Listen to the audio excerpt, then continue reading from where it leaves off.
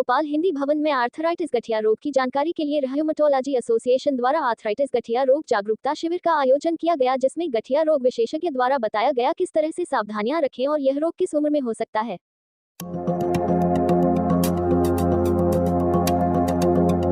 ये गठिया के प्रति जो जागरूकता का कार्यक्रम है वो ऑर्गेनाइज किया है। जैसे कि सब लोग आप जानते हैं कि गठिया एक बहुत ही कॉमन बीमारी है और काफ़ी बड़ी पॉपुलेशन इससे सफ़र करती है। तो इसके बारे में कई भ्रांतियाँ होती हैं, कई मिसकंसेप्शंस होते हैं। एक तो उन चीज़ों को क्लियर करने के लिए हम लोगों ने पेशेंट्स को भी यहाँ पे इन्वॉल्व किया है और हम चाहते हैं कि लोग इसका भरपूर फ़ायदा उठाएं।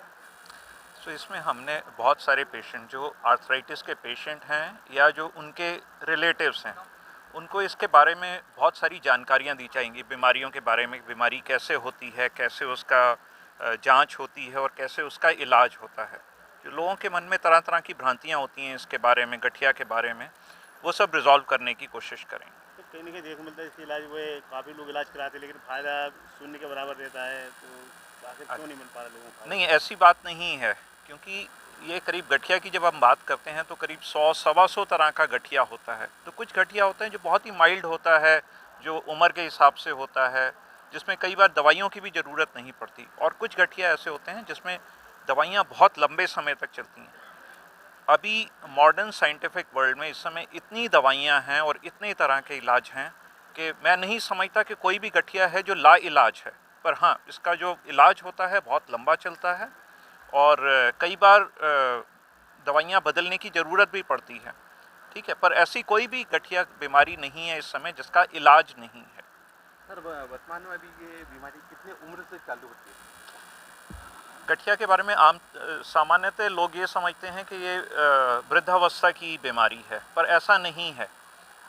मैं आपको ये बताना चाहूँगा, जो डाटा के हिसाब से करीब 65% लोग 65 वर्ष की आयु से कम होते हैं। कहने का मतलब ये है कि बीमारी बचपन से शुरू हो सकती है, बहुत ही यंग एज से, 2, 3, 4 साल से भी शुरू हो सकती है गठिया की बीमारी। और काफ़ी पर सामान्यतः बहुत ज़्यादा जो मैक्सिमम जो लोग हैं वो करीब 20 से 40 वर्ष की उम्र से में गठिया से प्रभावित होते हैं। जैसे कि सर ने बताया, बहुत से प्रकार के गठिया रोग हैं और हर प्रोग्राम में यही सब डिस्कस करने वाले हैं कि गठिया किस प्रकार से होता है। अधिकांश गठिया रोग ऑटोइम्यून बीमारियाँ होती हैं, जीन्स में परिवर्तन के कारण होती हैं। उसके कारण जो शरीर का रोग प्रतिरोधक प्रणाली है वो शरीर पे ही अटैक करने लगती है। इसके कारण जोड़ों पे दर्द, सूजन, जकड़न होने लगता है। बचाव के क्या क्या कारण है कि गठिया से बचा जाए? बचाव इसका, यदि किसी को गठिया रोग हो गया है तो उसको निरंतर ट्रीटमेंट लेना पड़ेगा, लेकिन यह डिपेंड करता है कि कितना गंभीर बीमारी है, कौन सी बीमारी है और उस मरीज के जोड़ों में कितनी क्षति हो चुकी है। यदि हल्की फुल्की बीमारी है तो कुछ लोगों में स्वतः ख़त्म भी हो जाती है, लेकिन अधिकांश गठिया रोग लंबे समय तक चलने वाली बीमारियां होती हैं और इसलिए लंबा इलाज चलता है, लेकिन इलाज से बीमारी को पूरी तरह कंट्रोल किया जा सकता है। आज ये कैंप लगाया गया, निःशुल्क लगाया गया? जी, ये सब निःशुल्क है। हमारी जो भारतवर्ष की रोमेटोलॉजी सोसाइटी है, इंडियन रोमेटोलॉजी सोसाइटी, उसने अप्रैल माह को गठिया जागरूकता माह घोषित किया है। उसी के अंतर्गत ये कार्यक्रम किया गया है, उसी के बैनर के अंडर ये कार्यक्रम किया गया है। जो भी हमारी फंडिंग है इंडियन रोमेटोलॉजी सोसाइटी से प्राप्त हुई है और यह लोगों के बीच में जागरूकता फैलाने के लिए निःशुल्क कार्यक्रम किया गया है।